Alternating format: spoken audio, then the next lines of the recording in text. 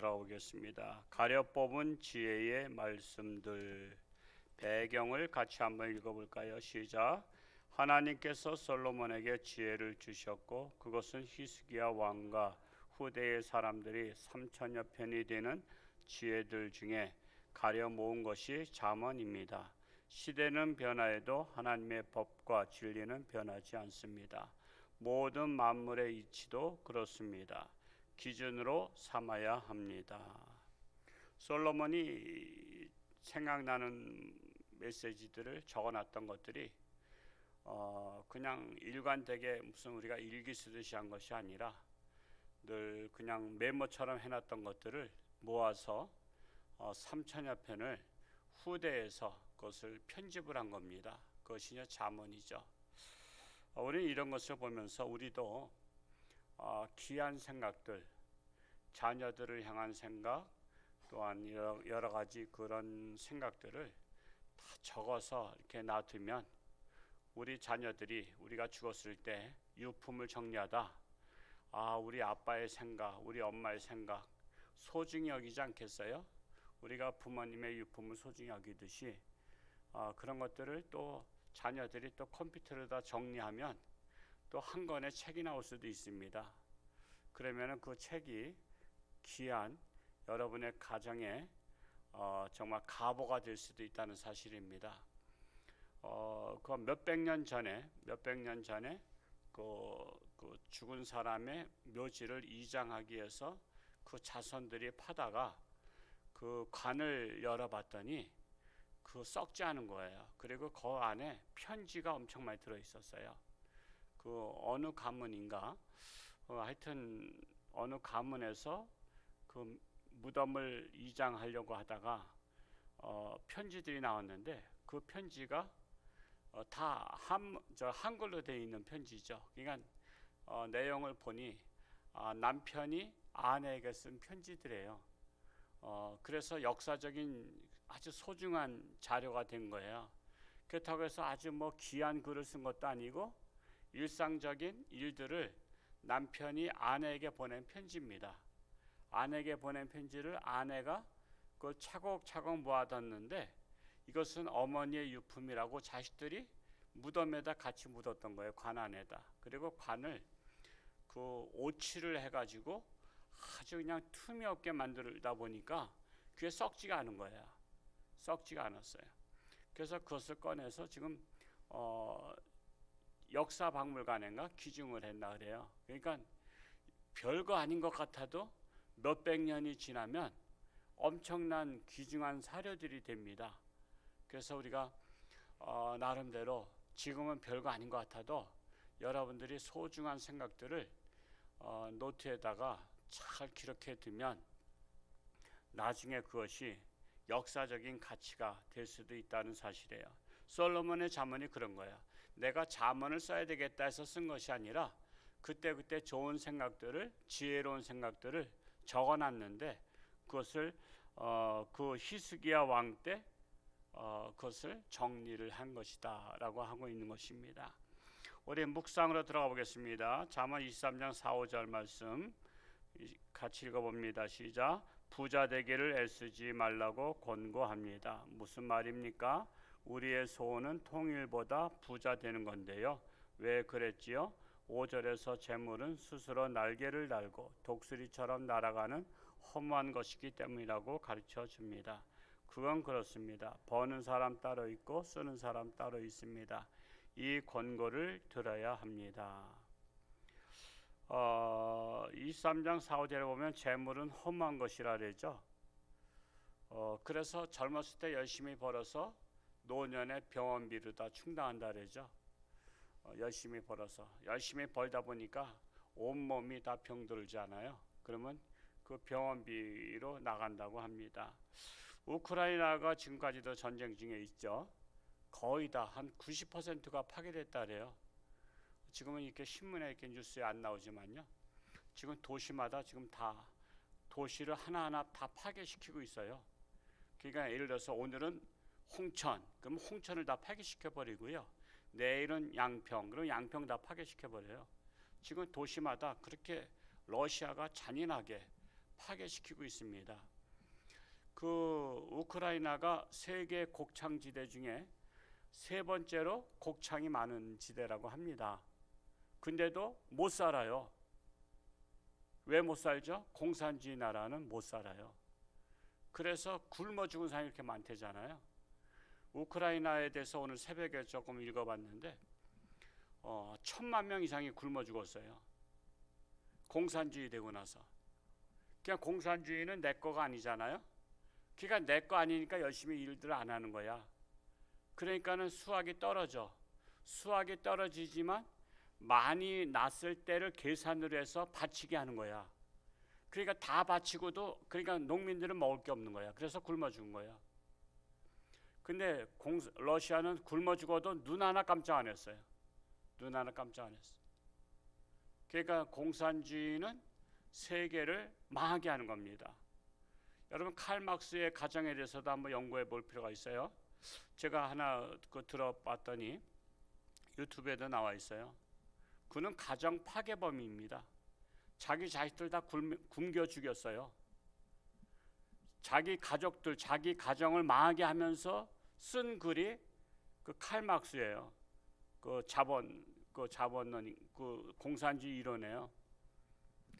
그러니까 여러분 가정 파괴범의 글을 뭐 읽을 게 뭐가 있다고 그거 읽고서는 뭐 대단한 걸 발견했다고 서울대생들이 거기 빠져버렸잖아요. 그 빠졌던 애들이 지금 나라 정치를 하면서 우리나라 이렇게 망가뜨려 놓은 거예요. 지금 전기세가 뭐 키로당 30원 이상씩 올라야 되는데 그렇게 되면은 가정당 지금 난리 난데 물가가 다 올라야 되고요. 연쇄 반응 때문에. 지금 그래서 5원 올리기로 작정했다 그러죠. 5원도 지금 난리 났다 그랬는데 원래는 30원 이상 올려야 지금 유지가 된다 그래요. 원전을 폐기하는 바람에 1천조가 날아갔잖아요. 우리나라 돈이. 수입할 수 있는 1천조가. 그래서 전기가 지금 부족한 거예요. 지금. 전기가 부족하니까 올릴 수밖에 없어요. 지금 엄청난 적자. 그래서 우리가 정말 나라를 잘 보셔야 되고요. 우리는 사람답게 사는 세상이 어떤 세상이냐. 더불어 살아가는 세상. 더불어 살아가는 세상이 되어야 됩니다. 우크라이나의 그 부자들이 그 공산주의가 들어오면서 다 그 사람들을 잡아 죽였어요. 그냥 지주들이 엄청 많았거든요. 지주들을 다 잡아다가 죽여서 여러분 사람 이게 참 새벽에 그렇지만 사람 몸을 가죽을 벗겨서 기름을 짰다래요. 사람 기름이 그렇게 비누에 좋대요. 유태인들 죽여서 기름 만든 거, 비누 만든 거 아시죠? 사람에게 사람으로다 만든 비누가 그렇게 가장 좋답니다. 그래서 우크라이나의 재벌들을 다 죽여다가 틀에다가 기름을 짜가지고 그걸 비누를 만들었어요. 그러니까 좋아했어요. 가난한 사람들은 부자들 잡아 죽이니까. 그래서 가난한 사람들을 위해서 한다고 하면서 다 뺏어간 거예요. 그러니까 부자가 돼서 불행한 거예요.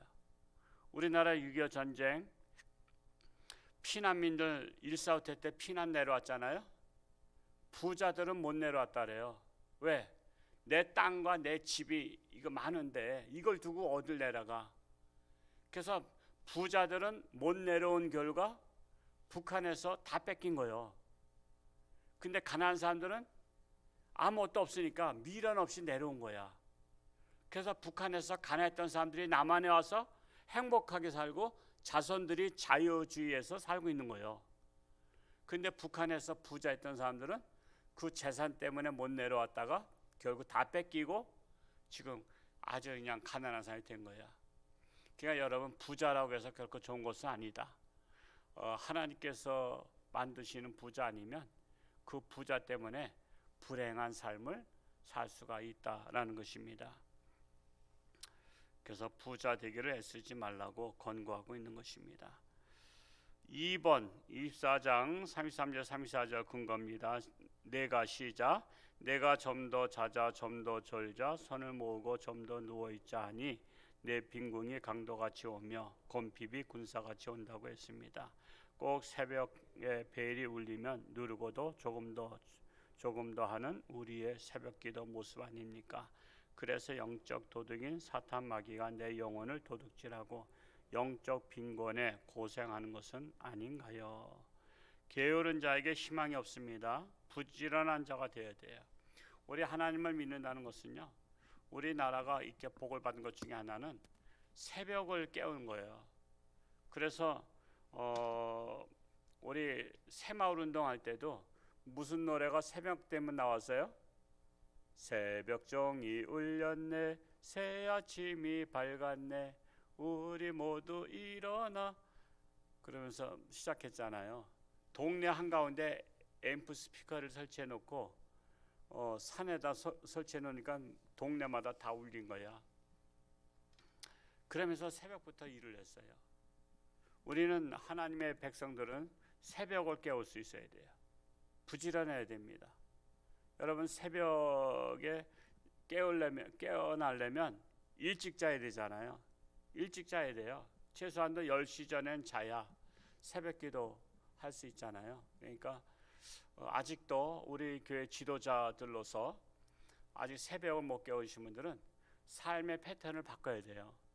밤 늦게까지, 그렇다고 뭐 밤 늦게까지 뭐 공부하는 것도 아니잖아. 뭐 연구하는 것도 아니야. 괜히 술 먹고서는 밤새도록 하다 보니 새벽에 못 일어나는 거라고. 그러니까 일찍 자는 습관, 그리고 일찍 일어나는 습관을 가져야 될 것입니다. 3번 우리 같이 한번 읽어볼까요? 시작. 자랑하는 것은 인간에게 빼놓을 수 없는 즐거움입니다. 그러나 영원히 자기가 가진 것을 붙잡고 있을 사람이 없습니다. 하루 동안에도 무슨 일이 일어날지 모릅니다. 오히려 양떼의 형편을 부지런히 살피고 소떼에게 마음을 들하고 곧 내가 맡은 일들에 대하여 소홀히 하지 말고 성실과 신실하라는 것입니다. 밤새 안녕하시냐는 소리가 있잖아요. 그러니까는 우리가 내일 일을 자랑하지 말라는 것입니다. 그리고 자기 맡은 일에 부지런하라는 것입니다. 살피는 것이 중요하다. 자기 맡은 일에. 구역장은 구역 성도들을 잘 살펴보시고요. 또 교구장님은 교구를 잘 살펴보시기 바랍니다. 대개가 보면 이제 우리 구역장님이나 교구장님들이 토요일마다 보고를 하시는데 그냥 우리가 항상 습관을 쫓아 하다 보면 일상적으로 보고할 때가 있어요. 그냥 연락 온 것만 보고해. 그러다 보니까 그 구역 안에, 교구 안에 특별한 일이 생긴 사람이 있는데도 구역장만 몰라. 때로는 교구장만 몰라. 그러면 참 무안하죠. 왜? 다른 사람들은 아는데 구역장은 몰라. 자기 구역 성도가 어떻게 되는지를 구역장이 모르고 교구장이 모르면 그거는 참 그래요. 그러니까 그런 일을 당하지 않도록 우리 구역을 돌아보고 또 교구를 돌아보고, 그래서 구역장들한테 구역 성도들 잘 돌아봤냐 이렇게 해서 애경사라든가 여러 가지 일들이 있을 때 그런 것들을 일일이 다 잘 보고하셔야 또한 구역장의 체면도 서고 교구장의 체면도 섭니다. 그래서 맡은 일에 최선을 다하는 습관이 되면요, 사회생활도 잘해요. 우리 홍천주 함께 생활만 잘해도 밖에 나가서 무책임하다 소리 안 들어요. 어디 가나 책임감이 강한 사람이라 소리 들 수가 있습니다. 제가 우리 교회에 그 아픈 사람들 다 보고를 받고 매달 기도 제목 받다 보니까 우리 교회 아픈 분들 제가 다 알잖아요. 거의 다. 뭐 한두 사람 빼놓고는 다 알아요. 왜? 다 구역장들 다 보고를 해서 누구는 어떤 일이 아프고 누구는 어떻게 아프고 누구는 아버지가 아프고 누구는 어머니가 아프고 누구는 자식이 아프고 제가 이걸 다 알기 때문에 늘 마음에 두고 기도할 수 있는 거예요. 딱 누구 보면 부모님이 어떠신지. 그래서 제가 이렇게 물어보고 그러잖아요. 어머니 이제 괜찮으시냐고. 그 전에 병원에 입원하셨다가 저기 했기 때문에 또 아버지 괜찮으시냐고 말이야. 애는 괜찮으냐. 이렇게 제가 안부를 묻는 이유가 그만큼 제가 파악을 하고 있기 때문에 그런 거예요. 그러니까 담임 목사는 우리 성도들을 다 파악하고 기도하듯이 우리 구역장은 구역 성도 위해서, 교구장은 교구 성도들 위해서 이렇게 파악을 하고 기도할 수 있는 그런 책임감이 있기를 바랍니다. 한 기절 봅니다. 오늘 말씀 읽으면서 마음에 와닿는 말씀 한 구절을 적고 되뇌어 봅시다. 24장 16절을 적었어요. 24장 16절 말씀 우리 한번 읽어볼까요? 시작. 대저 의인은 7번 넘어질지라도 다시 일어나려니와 악인은 재앙으로 말미암아 엎드러지느니라. 악인이나 의인이나 넘어지는 것은 매 한 가지예요. 의인이라고 안 넘어지는 거 아니에요. 저 사람 하나님 잘못인데 왜 넘어지나 실족하나 그러지만 넘어지는 것은 다 같아요. 같은데 의인은 7번 넘어져도 일어나. 그것을 갖다 뭐라 그래요? 7.8기라고 합니다. 7.8기. 그래서 실패는 성공의 어머니다.